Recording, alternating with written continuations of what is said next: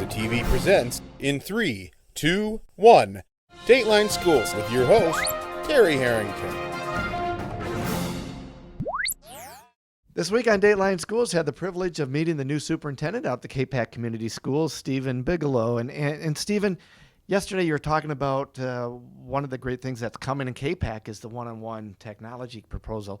Another thing that Capac has is their own virtual school. Tell us about that, and where do you see that heading in the next few years? Right. Well, I was very excited to see that Capac had a virtual program that they were developing. I'm actually working on a dissertation right now where I am looking at the engagement of students in online courses versus in traditional courses. And it's a lot of great information coming out of that for me, but also to see it in action within our own school district. Virtual education is not for everybody. It requires students to be self-motivated, for one. But for those students who are able to either push themselves a little bit further or if they need some remediation, virtual is a great way for them to get it. It opens up a lot of opportunities for them.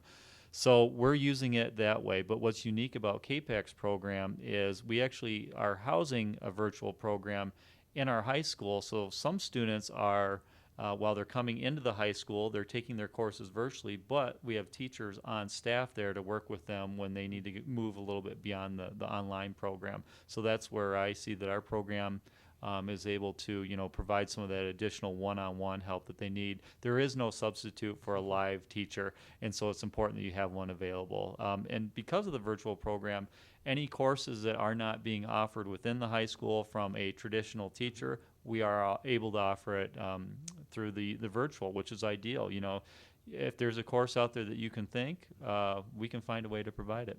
And I imagine, too, for a small school like you in Capac, like AP classes and some of those where you don't have the student numbers to offer it, it still gives the kids the opportunity. You're exactly right. Let's say we wanted to run an AP calculus class, for example. We are running calculus, but if we want an AP calculus class, how are we going to get the number of students to do that? Well, we're able to provide that through virtual, and what's nice is having a teacher on board, too.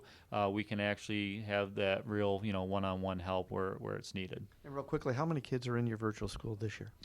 As of now, we have 45 students enrolled in the virtual school. We'll be back with more tomorrow. For Dateline Schools, I'm Terry Herman.